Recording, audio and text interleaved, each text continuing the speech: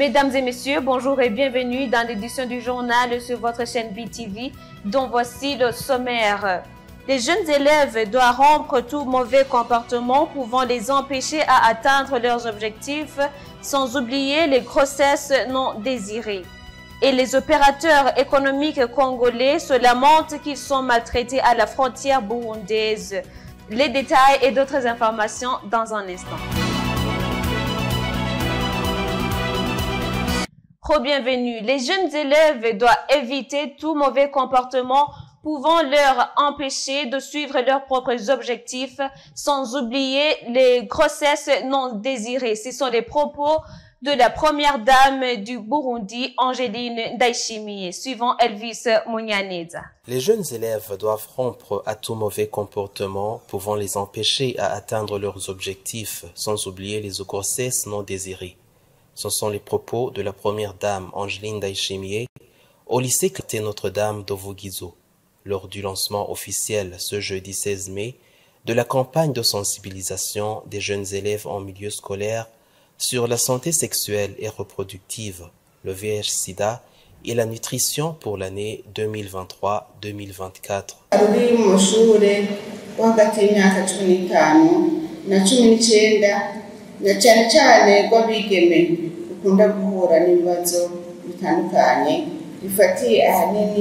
Certains élèves qui sont entre l'âge de 15 ans et 19 ans, spécialement les filles, conçoivent des grossesses non désirées. D'autres attrapent des maladies sexuellement transmissibles. Certaines d'entre elles perdent leur vie suite à la maladie de sida ou à cause de l'avortement.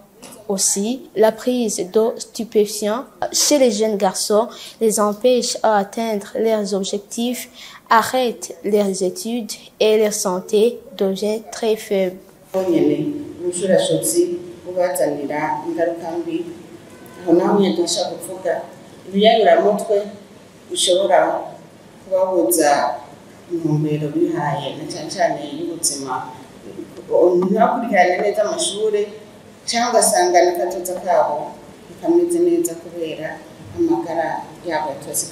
Angeline Ndayishimiye salue le pas des gens franchis depuis le début de ses enseignements.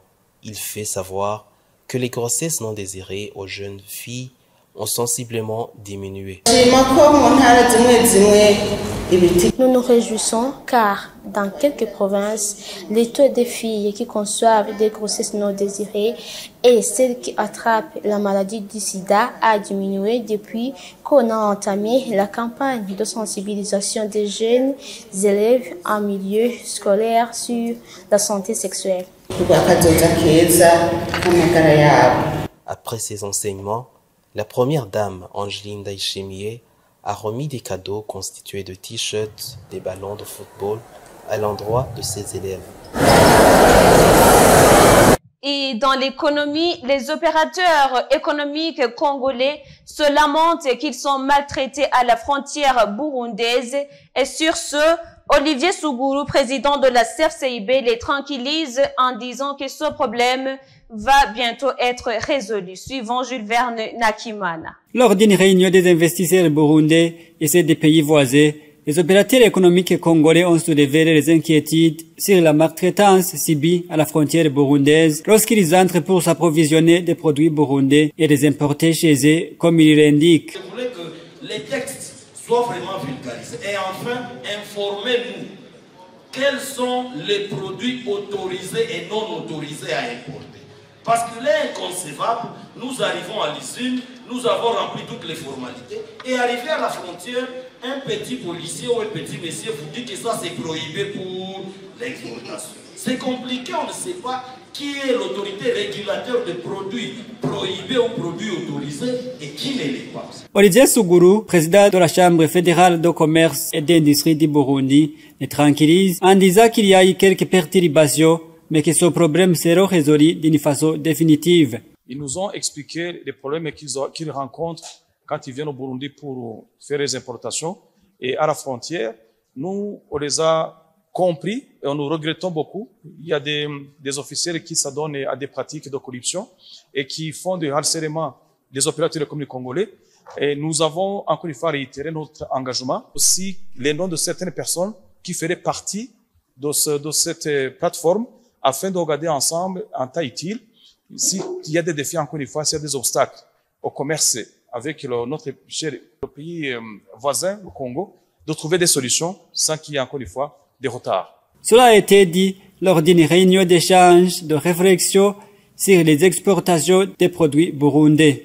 Il faut que ceux qui travaillent dans le secteur public, comme les militaires et les policiers, les généraux et les autres, quittent le secteur privé pour que chacun puisse exercer son propre travail. Telle est la demande de Gabriel Rufyiri, président de l'ICOM. Suivons les détails. Pour intéresser les investisseurs étrangers dans le domaine des affaires au Burundi, il faut que l'État soutienne d'une manière visible le secteur privé qui semble être oublié. C'est l'une parmi plusieurs propositions de Gabriel Rufyiri, président de l'Observatoire de la lutte contre la corruption et les malversations économiques, l'ICOM en sigle, envers le gouvernement. Moi, je pense que, je le disais tantôt que l'environnement des affaires était un peu pollué, excusez-moi du terme. Moi, je pense au Burundi actuellement, on a pris du secteur privé. On a pris du secteur privé. Je peux le démontrer, nous avons beaucoup de preuves. Moi, je pense qu'il faut, c'est une recommandation, j'insisterai à ce que cette recommandation soit d'État si c'est possible. Il faut que les mandataires publics, les policiers, les militaires, les généraux quittent le domaine du commerce. Je sais que cette recommandation gêne certaines personnalités, mais dans le monde entier, il faut, donc nous voyons que chacun doit faire son travail. Ici, là, il faut vraiment que l'environnement des affaires, surtout le secteur privé, il faut qu'on ait un secteur privé sain, si je peux utiliser le terme clair. En fait, c'est par rapport aux exonérations. Nous voyons que les avantages qui sont donnés par rapport au code des investissements, ce sont des avantages qui ne sont pas contrôlés. Ça, je reviens, c'est à l'ADB. Nous pensons qu'il faut vraiment que les avantages qui sont donnés soient des avantages qui sont réellement des avantages qui sont donnés de droit. Mais nous voyons que souvent, ce sont des avantages qui sont donnés sans considération, sans certaines considérations. Cela a été dit dans une conférence qui a réuni plusieurs cadres dans le cadre de trouver des solutions durables sur les défis qui menacent le secteur des exportations des produits burundais. Parlons maintenant du sport. Une sélection de 25 joueurs a été dévoilée par Etienne Ndairagije, entraîneur de l'équipe nationale Intamba mu Rugamba, en vue de la préparation des éliminatoires pour la Coupe du Monde de 2026.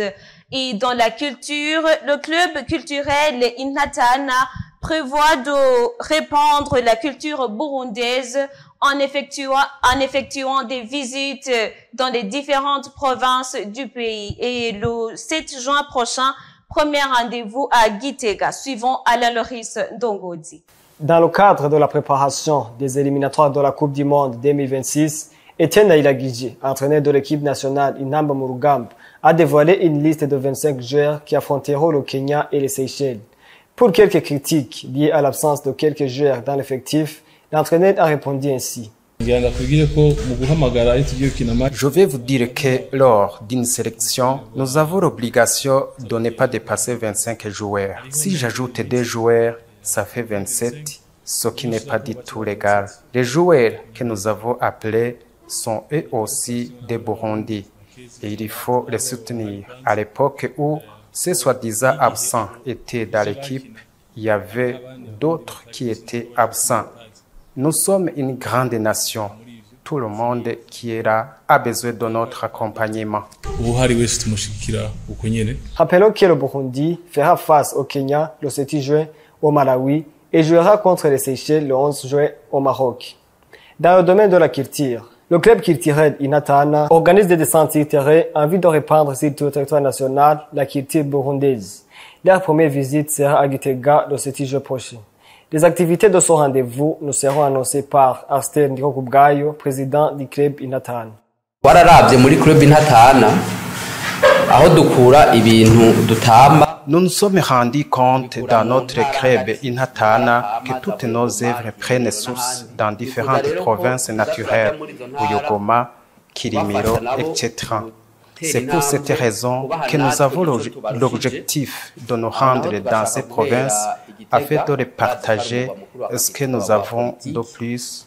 Et nous avons opté de commencer par la province Gitega comme c'est la capitale politique et cela sera pour le 7 juillet prochain. L'objectif principal est de transmettre nos connaissances sur la culture ainsi que le leadership au sein d'un club culturel comme le nôtre pour les aider à franchir une nouvelle étape dans le développement de la culture.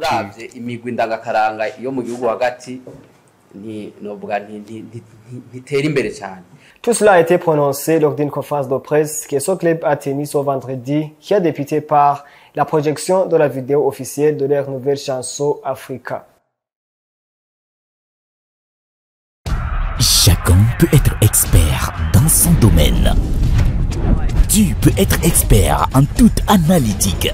Tu sais qui sera la prochaine star de la saison. Tu peux être expert de tous les matchs. Tu es un expert en statistiques ou en opinion des autres. OneXBet t'aidera à démontrer ton expertise. Exprime-toi. Tu es l'expert. Hello. Can you have Blaugrana Crew, please? Blaugrana Crew. Blaugrana Crew. Blaugrana Crew.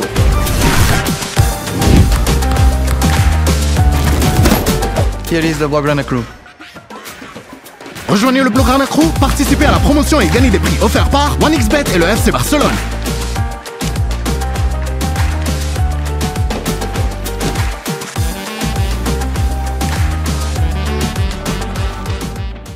Et avant de clôturer, suivons l'actualité internationale. 16 mai 2024, des avocats se sont rassemblés pour exprimer leur colère après l'arrestation ces derniers jours des deux de l'heure, ce de façon très violente. Retour sur les raisons de ce mouvement. Robe et colère noire, les avocats de Tunisie ne décolèrent pas depuis l'arrestation de Sonia Darmani le 11 mai 2024 par des hommes en cagoule dans l'enceinte même de l'ordre des avocats tunisiens. À la mi-journée, le rassemblement de plusieurs centaines d'avocats tunisiens se poursuivait encore au bord du tribunal de première instance de Tunis. Parmi les slogans scandés, il y avait « Liberté, liberté »,« Non à la justice, aux ordres » ou encore « Liberté ». L'État policier, c'est du passé. Et le slogan phare de la manifestation, torture et tyrannie. Quel pays magnifique. Une référence directe au sort d'Omar Di Zagrouba. Cet avocat également arrêté aurait tour à tour vomi, puis perdu connaissance en pleine audition du fait d'actes de torture qu'il aurait subi depuis son interpellation violente. Son état a requis un transfert d'urgence à l'hôpital mercredi 15 mai au soir. Des mandats de dépôt ont été émis contre Merdi Zagrouba, mais aussi contre Sonia Darmani. Continuons en Afrique du Sud. Après avoir dominé la vie politique sud-africaine pendant 30 ans, le Congrès national africain ANC, parti au pouvoir, serait confronté ce mois-ci à ses élections les plus difficiles, la plupart des sondages prévoyant qu'il perdra sa majorité parlementaire pour la première fois. They speak about jobs. Autrefois admiré sous la direction de Nelson Mandela et considéré comme une lueur d'espoir pour la majorité noire après la chute de l'apartheid en 1994, l'ANC a vu sa réputation écornée pour les taux de chômage records, une pauvreté généralisée, l'effondrement de certains services publics et plus d'une décennie de scandales de corruption, ce qui a désillusionné les électeurs. Le président Cyril Ramaphosa espère que le scrutin de 29 mai conduira à sa réélection. Mais si l'ANC perd sa majorité, il ne sera contraint de former une coalition pour former un gouvernement, ce qui serait également une première pour le pays et pourrait compliquer l'élaboration des politiques dans l'économie la plus avancée d'Afrique. Les Sud-Africains n'élisent pas directement leur président, mais votent pour les partis qui se voient attribuer des sièges au Parlement en fonction de leur part de scrutin. Les députés choisissent ensuite le chef de l'État. Comme nous devons cette information au journal Afrique News. Et voilà, mesdames et messieurs, c'est ici que prend fin notre édition du journal. Merci de nous avoir suivis. Je vous souhaite une bonne continuation du programme. Que Dieu vous garde.